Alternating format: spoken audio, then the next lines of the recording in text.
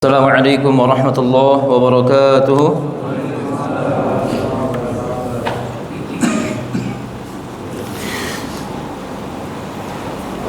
Alhamdulillah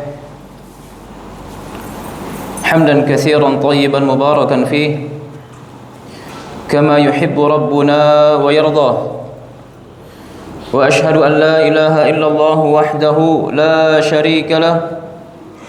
وأشهد أن محمدًا عبده ورسوله صلى الله عليه وعلى آله وأصحابه ومن سار على نهجه إلى يوم الدين وسلم تسليمًا كثيرًا أما بعد يقول ربنا جل في علا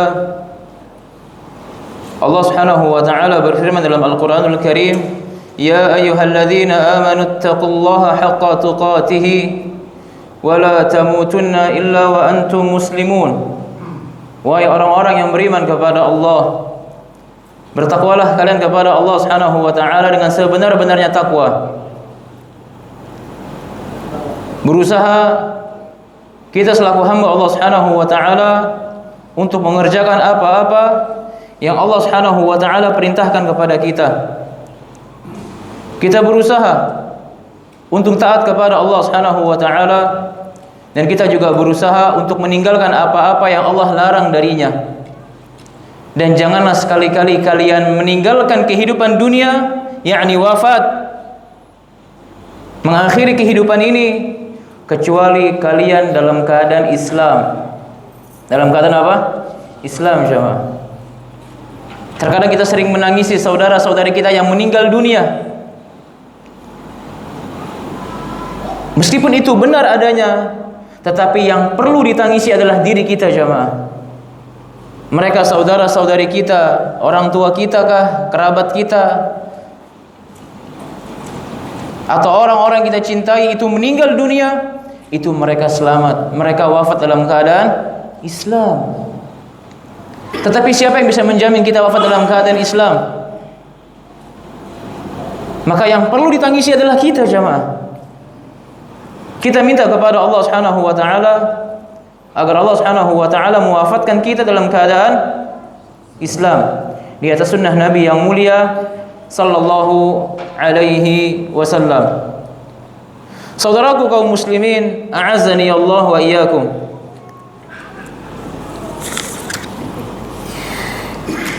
Berkata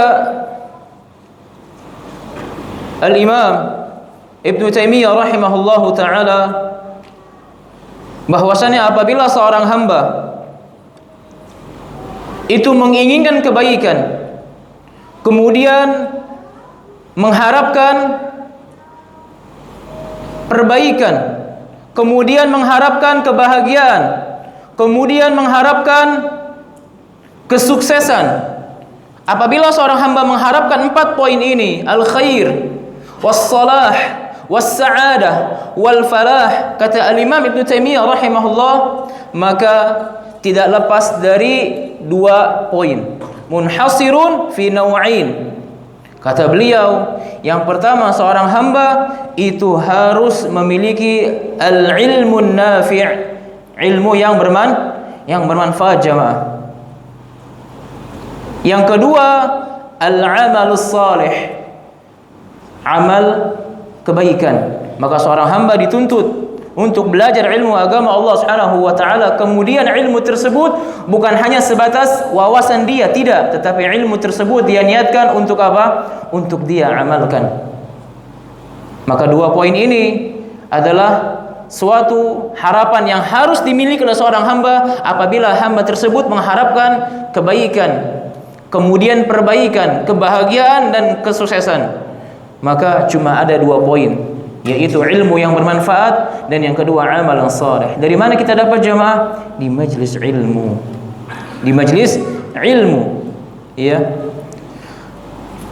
Maka berkata Al-Imam Ibnul Qayyim rahimahullah, "Idza dhahara al-ilmu fi mahallatin", apabila suatu ilmu itu telah tampak, telah ada pada sesuatu tersebut, imma pada diri seorang hamba, imma pada ruang lingkup keluarga, ya, maka qalla syarru fi ahliha, maka keburukan yang ada pada diri seorang hamba tersebut atau ruang lingkup keluarga tersebut akan berkurang. Semakin tambah keilmuan mereka, amal saleh mereka, maka keburukan-keburukan akan semakin hilang, akan semakin berkurang jemaah. Wa idza dhahaba al-ilmu, dan apabila ilmu itu tak dipelajarinya, dibiarkannya,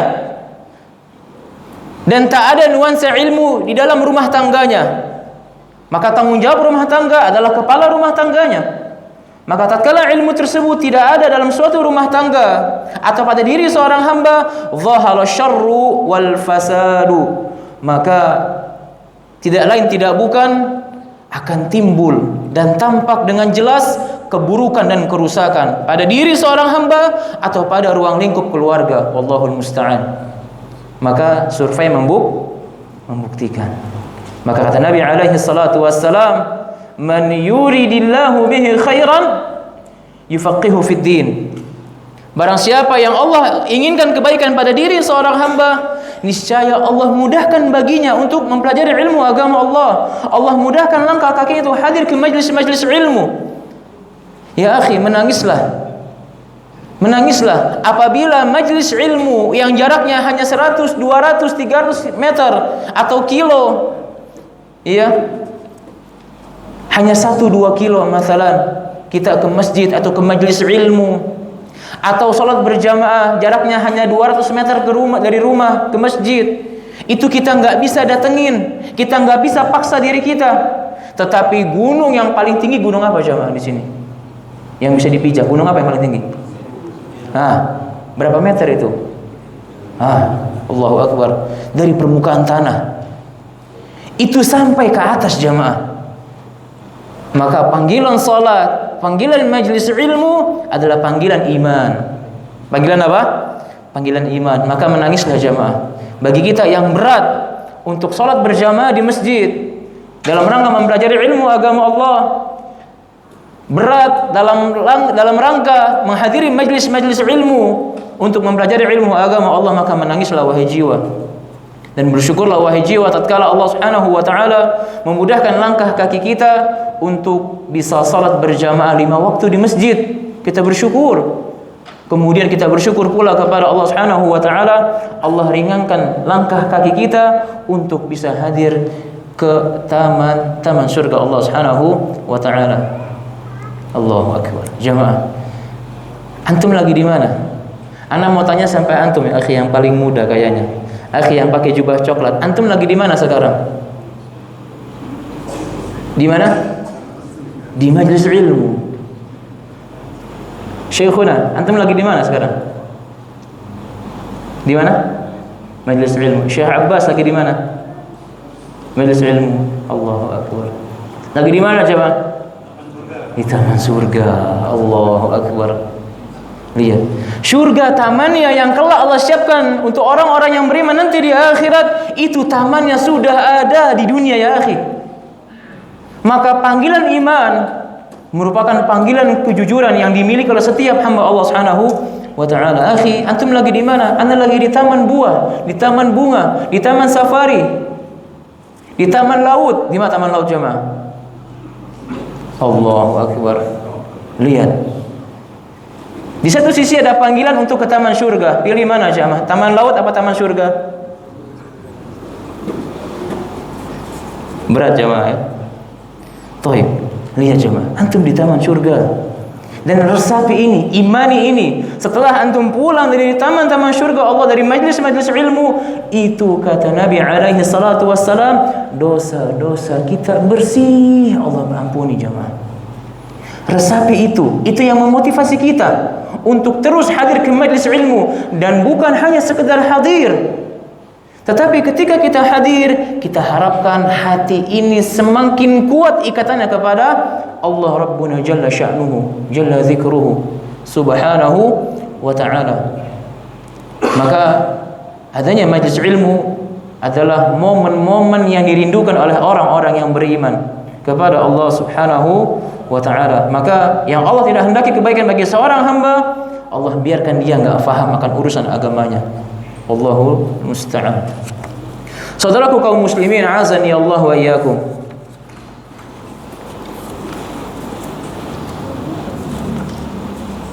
Kita lanjutkan pembahasan kita dari pertemuan yang lalu berkaitan akan dakwah sirriyah, akan dakwah secara sembunyi-sembunyi. Berkata penulis, hafizahullah taala, Nabi kita alaihi salatu wasallam itu memulai dakwahnya setelah Allah angkat beliau sebagai seorang rasul dengan firman yang turun kepada beliau melalui malaikat Jibril, yaitu firman Allah, ya ayyuhal muddatsir. Maka pada saat itu beliau diperintahkan untuk berdakwah kepada kaumnya, yang mana kesyirikan, kemungkaran, maksiat kepada Allah itu tersebar rata di situ pada saat itu. Allahu Akbar. Maka Nabi alaihi salatu wasallam diperintahkan untuk mengingatkan mereka. Tetapi lihat konsep Allah Subhanahu wa taala. Memerintahkan kepada Nabi alaihi salatu wasallam untuk memulai dakwanya dengan konsep yang pertama, konsep sirriyah, secara sembunyi-sembunyi. Maka dengan secara sembunyi-sembunyi ini Nabi kita alaihi salatu wasallam tentunya memulai secara fitrah, ya. Secara lumrah beliau memperingatkan, mengajak orang-orang terdekatnya secara terpilih oleh beliau sallallahu alaihi wasallam. Yang pertama orang yang beliau pilih siapa? Tentu istrinya Khadijah bintu Khuwailid radhiyallahu anha ardhaha ummul mukminin. Ya. Kemudian yang terdekat kedua adalah pamannya Khadijah, Waraqah bin Naufal ibnu Asad radhiyallahu anhu. Ya. Kemudian Waraqah bin Naufal radhiyallahu an itu menerima keimanan, yakni risalah dengan keimanan.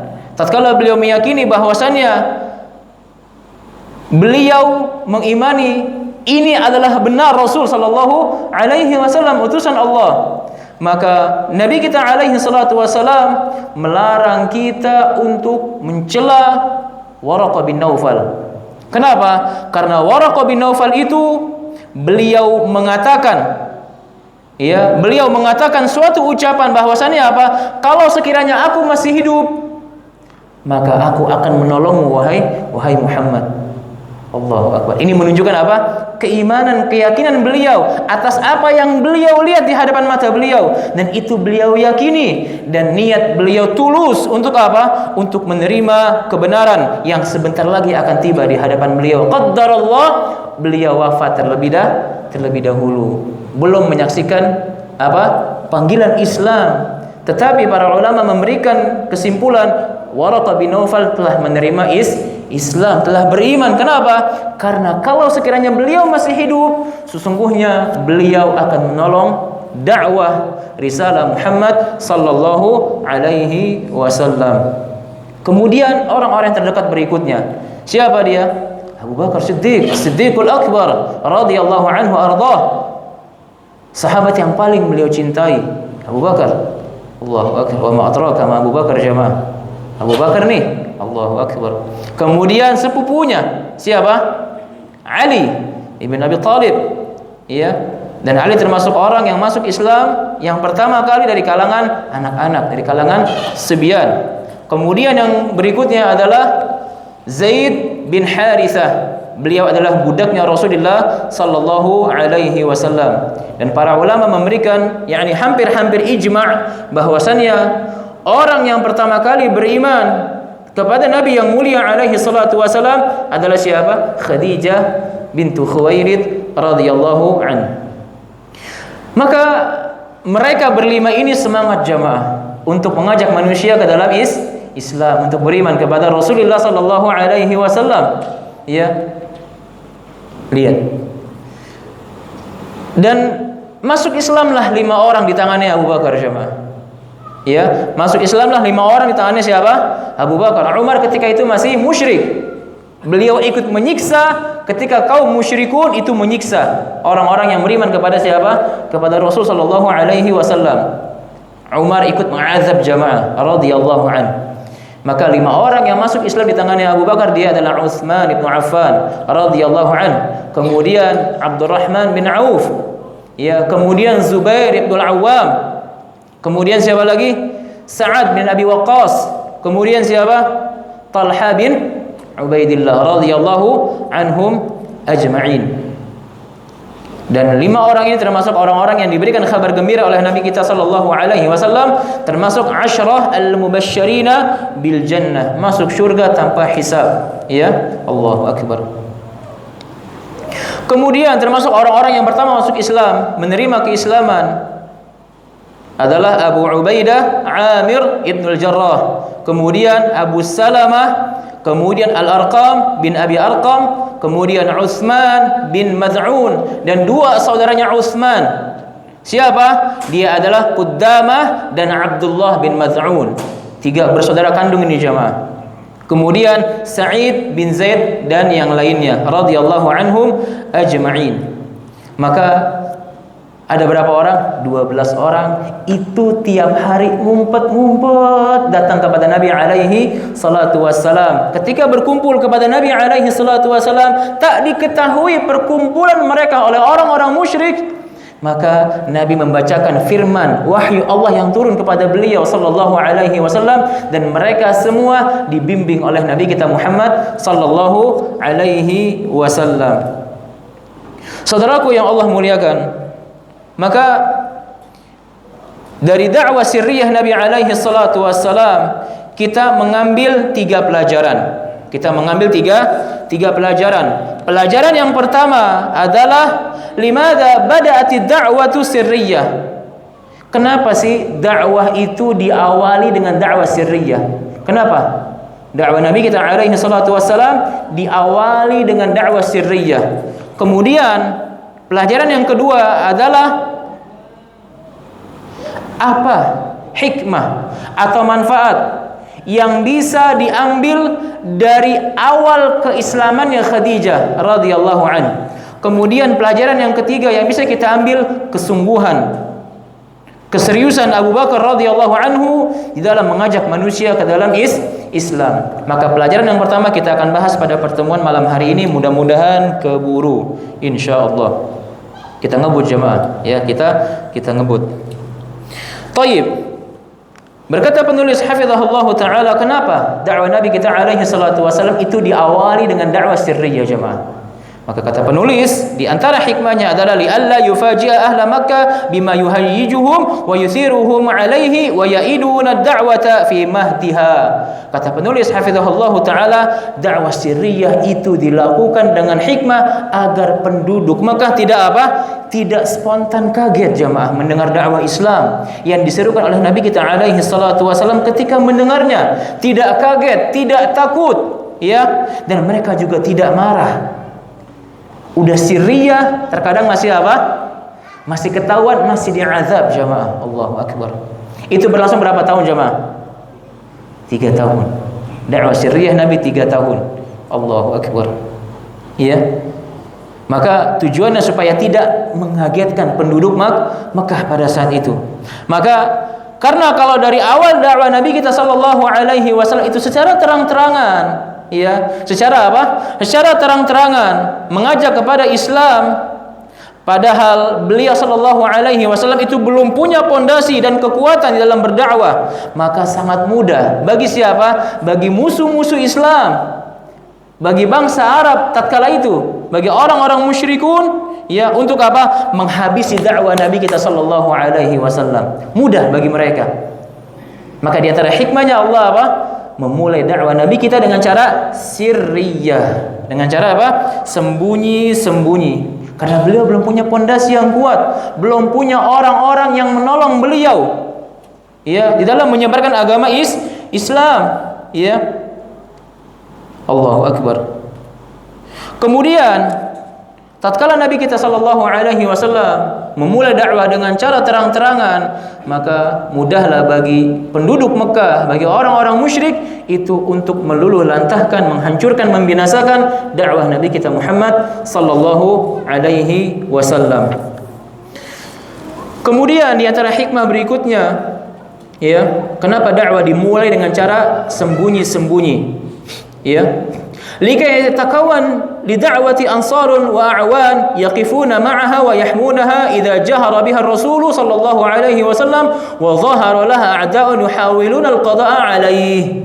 Ya, maka Nabi kita alaihi salatu wassalam dipending dulu oleh Allah Subhanahu wa taala agar apa? Agar beliau memiliki ansar wa a'wan, memiliki orang-orang yang menolong beliau, memperjuangkan dakwah beliau sallallahu alaihi wasallam serta melindungi dakwah beliau dari apa? Tatkala dakwah Islam mulai terang-terangan, maka orang-orang yang enggak suka dengan Islam, musuh-musuh Islam akan membunuhi mereka semua. Maka ketika itu Nabi kita alaihi salatu wasallam sudah punya apa? Sudah punya penolong dan orang-orang yang berjuang dengan Nabi kita sallallahu alaihi wasallam. Maka ini di antara hikmah dakwah sirriyah Nabi kita Muhammad sallallahu alaihi wasallam. Tetapi kata penulis jamaah, ini membutuhkan penjelasan yang sangat rinci. Kenapa? Karena di zaman ini ada sebuah kelompok yang mereka memulai dakwah mereka dengan cara sembunyi. Mereka sembunyi berkelompok, buat halaqah, sembunyi. Mengingatkan manusia dengan cara sembunyi. Maka ini tidak dibenarkan oleh syariat kita jemaah. Ya. Kenapa demikian? Ya. Karena kata penulis hafizahullah taala, Nabi kita memulai dakwah sirriyah sembunyi karena pada saat itu dilarang oleh penduduk Mekah, oleh orang-orang musyrik bagi Nabi kita dan para sahabat yang beriman kepada Nabi sallallahu alaihi wasallam untuk mereka mengatakan la ilaha illallah Muhammadun Rasulullah, dan juga enggak boleh azan, enggak boleh salat. Maka lantas pantaslah Nabi kita alaihi salatu wassalam memulai dakwah dengan cara apa? Sembunyi. Adapun saat ini apakah dilarang mengumandangkan azan, salat? Tidak jemaah. Maka tidak pantas bagi suatu kaum atau sebuah kelompok, ya, mereka memulai dakwah mereka dengan cara apa? Sembunyi. Saudaraku kaum muslimin, yar'akumullahu jami'an. Walidzalik, maka dengannya fal aslu fi da'wal i'lan, maka asal usul dari dakwah itu sifatnya apa? Terang-terangan. Lihat dakwahnya Nabi Musa alaihi salam. Allah perintahkan terang-terangan secara langsung kepada siapa? Firaun yang mengaku Tuhan. Ya. Lihat bagaimana kisahnya di dalam fabihadza hum muqtadi. Lihat, diterangkan bahwasanya Nabi Musa alaihi salam itu berdakwah dengan cara apa?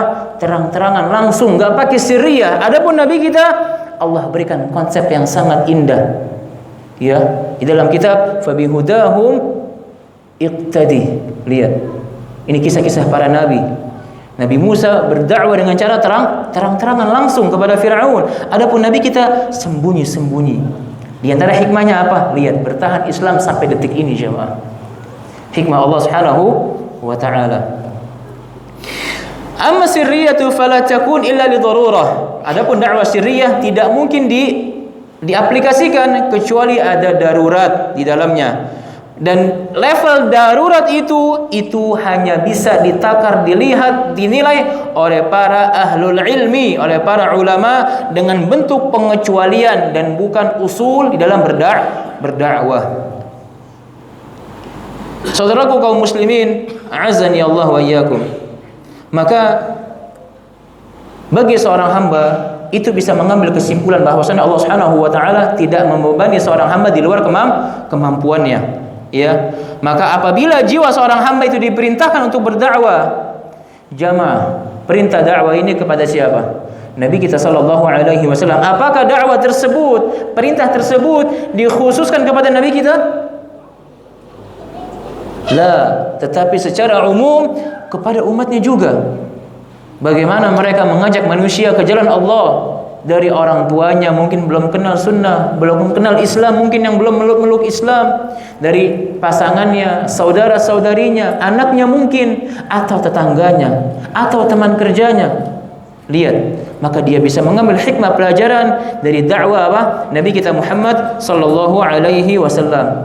Maka tidak diperintahkan, tidak dibebani oleh Allah seorang hamba dengan apa? Dengan di luar kemampuannya, tidak. Maka fa idza umirat bi amrin min umuri dakwah, apabila jiwa seorang hamba itu telah diperintahkan untuk berdakwah, faf'al minhu ma tastati', maka lakukanlah, berdakwalah sesuai dengan kemampuannya, wifqal manhaji, sesuai dengan metode di dalam berdakwah.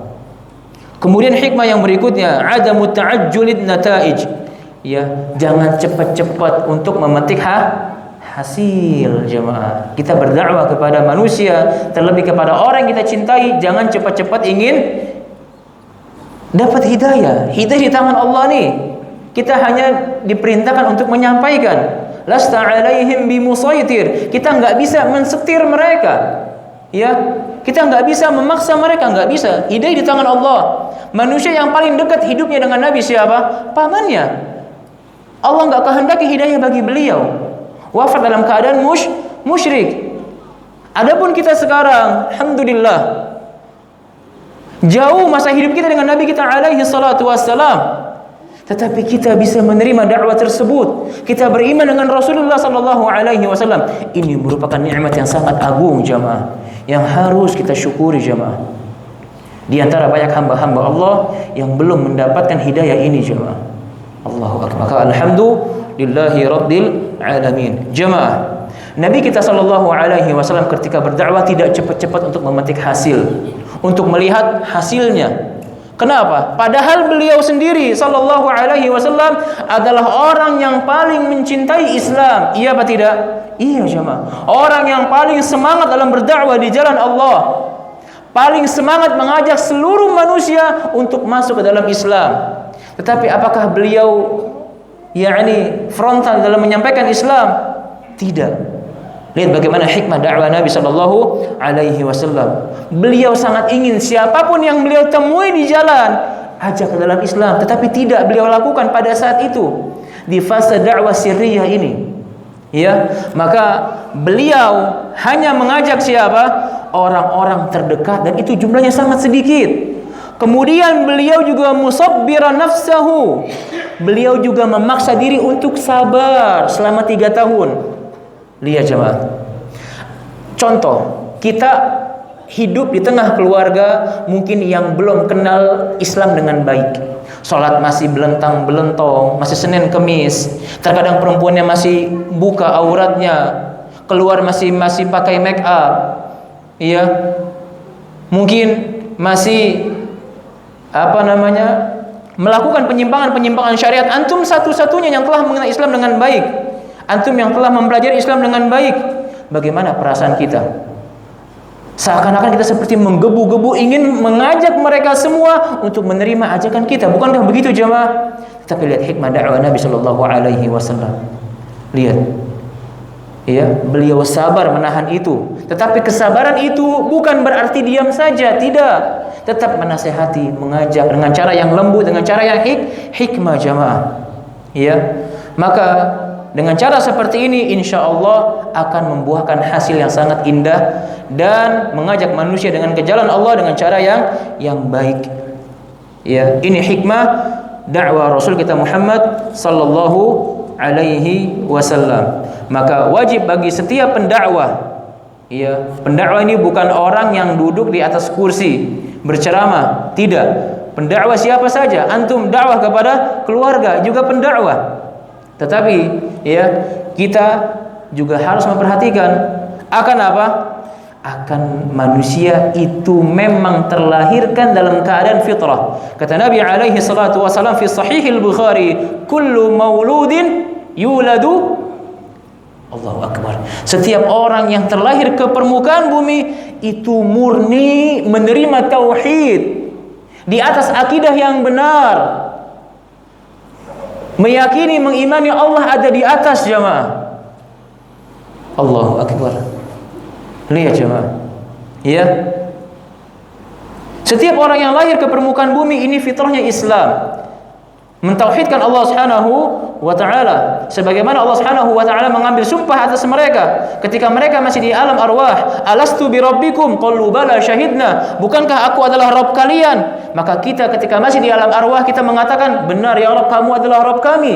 Tapi ketika mereka lahir ke permukaan bumi, di antara mereka ada yang menyembah sapi, menyembah batu, menyembah berhala, bahkan menyembah manusia, wal'iyadzubillah. Dan kita bersyukur kita menyembah Allah Subhanahu wa taala. Alhamdulillahi rabbil alamin. Tetapi jamaah, perhatikan, ketika manusia lahir ke permukaan bumi dalam keadaan suci, fitrah, dalam keadaan apa? Islam. Iya. Tetapi ada di antara mereka yang tuhjab bidzunub wal ma'asi. Ada di antara mereka yang terhijabkan, terhalangi fitrah mereka dengan apa? Dengan dosa-dosa dan maksiat kepada Allah dan penyimpangan kepada Rasul kita Muhammad sallallahu alaihi wasallam. Iya. Maka lil wusuli ila hadhihi al-fitrah la budda min al-intizari was-sabri. Maka bagi seorang yang hendak mengajak orang tersebut ke jalan Allah, maka dibutuhkan penantian dan kesabaran. Allahu akbar. Lihat jemaah, enggak bisa instan. Bikin Indomie aja dibuka bungkus dulu, masak air dulu. Iya, rendam yang lama sampai lembek dan lain sejenisnya. Enggak ada yang instan jemaah.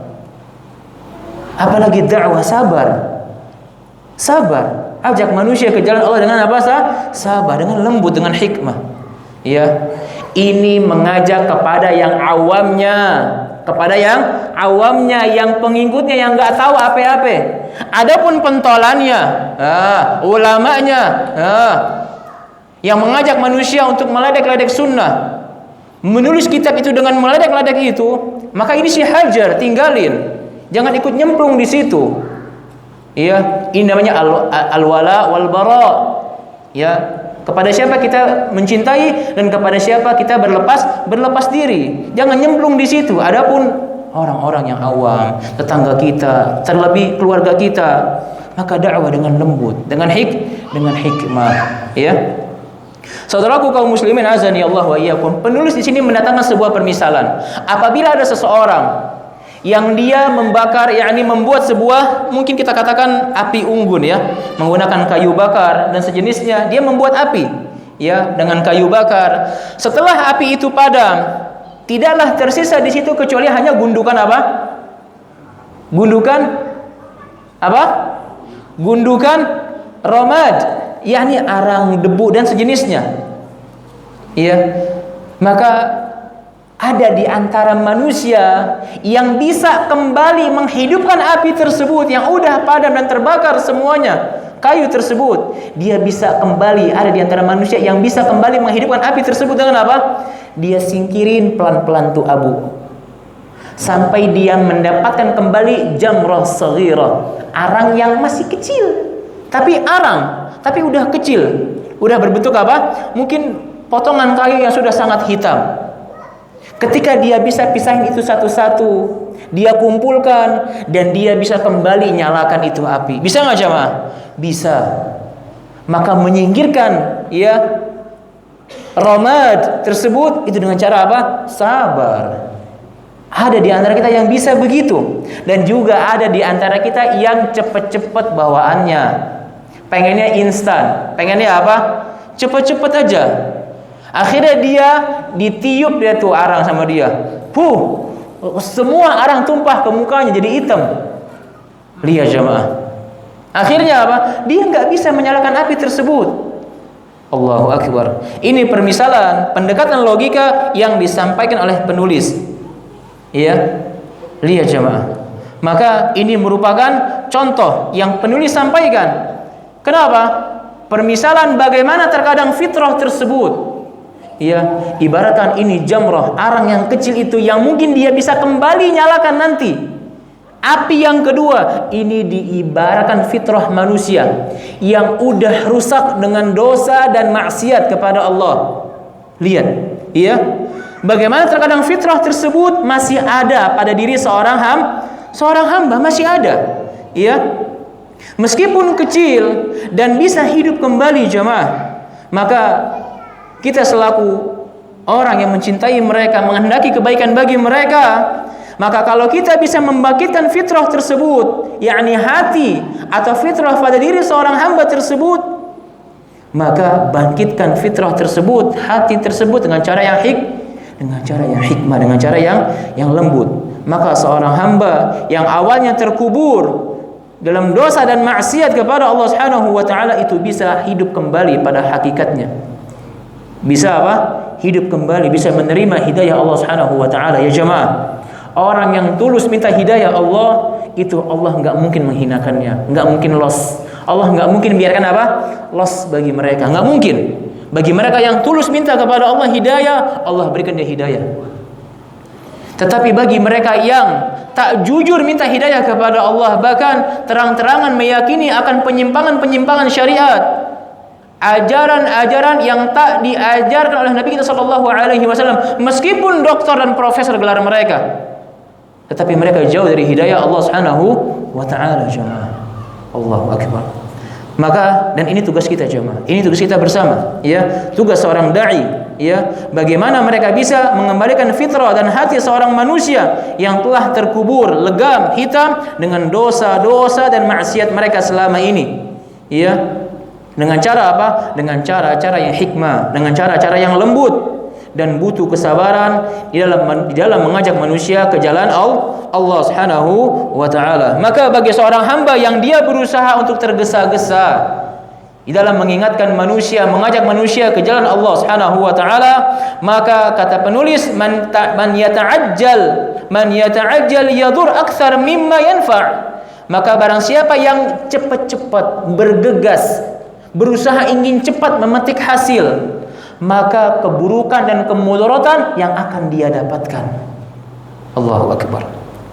Wa man yata'anna wa yasbir, barang siapa yang pelan-pelan tapi berjalan nggak jemaah, nggak diam aja, pelan-pelan diingetin, dibantah, dimaki-maki, dihinakan, dicibir, sabar, besok diingetin lagi, diajak jemaah. Tapi ini hikmah nggak dalam kehidupan kita? Hikmah. Kalau kita nggak kaji sirah, kita nggak tahu jemaah. Ini hikmah sirah Nabi kita sallallahu alaihi wasallam.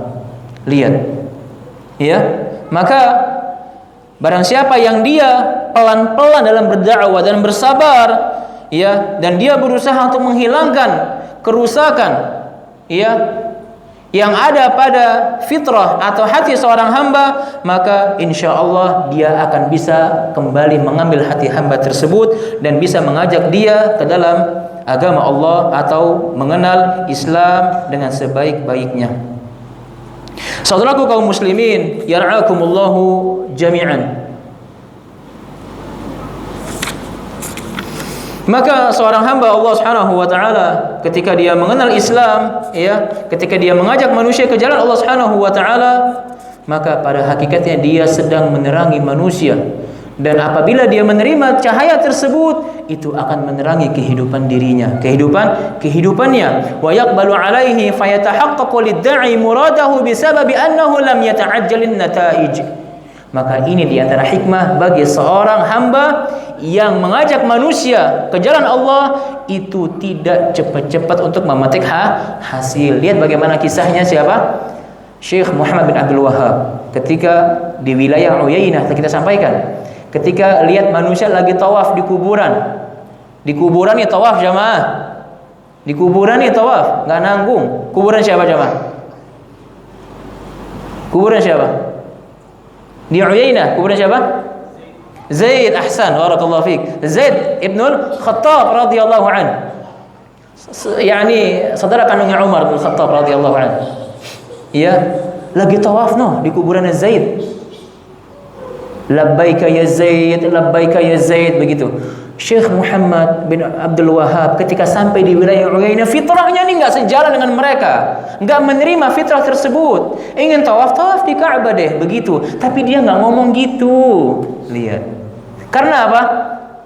Itu baru pertama kali, dia belum punya power dalam berdakwah, enggak bisa cepat-cepat berdakwah. Maka beliau hanya bisa mengucapkan satu kalimat, mengatakan apa? Innallaha khairun min Zaidin. Sesungguhnya Allah itu lebih baik dari Zaid ini. Syekh Muhammad berkata kepada mereka yang lagi tawaf nih, wahai manusia, sesungguhnya Allah itu lebih baik daripada Zaid. Udah cukup beliau tinggal. Lihat jemaah, ini dakwah nggak jemaah?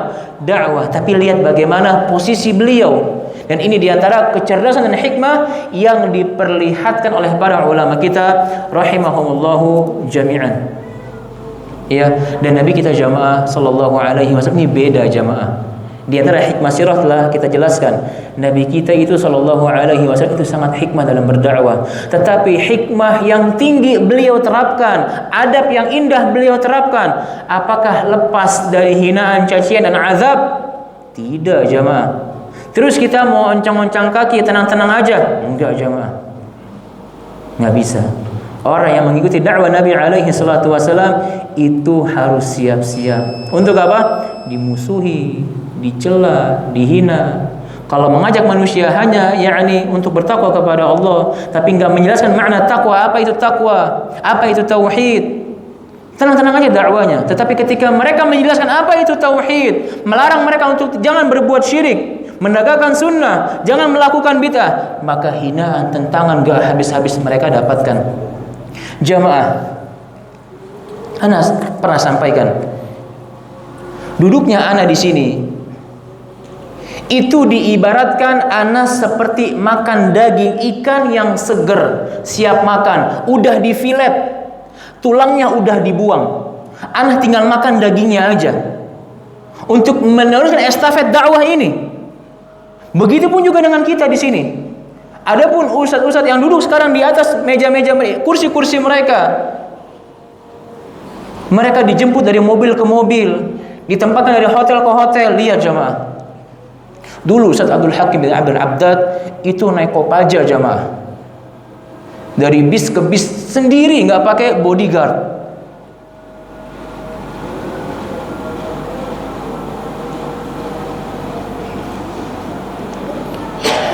Ustaz Yazid hafizahullah wa syafahu, itu 1000 orang mengepung rumah beliau, dibakar habis jemaah, dievakuasi keluarganya, anak-anaknya, istrinya diselamatkan, kalau nggak mati semua itu jemaah, untuk mendakwakan tauhid jemaah, menyampaikan Islam kepada manusia, melarang manusia untuk berbuat syirik, menjauhi manusia dari perkara bid'ah. Sampai seperti itu. Maka tulang-tulang yang ada pada ikan yang ana makan sekarang ini, itu udah mereka yang makan jamaah. Mereka yang makan tulangnya, durinya, sakitnya, pahit dalam berdakwah di jalan Allah.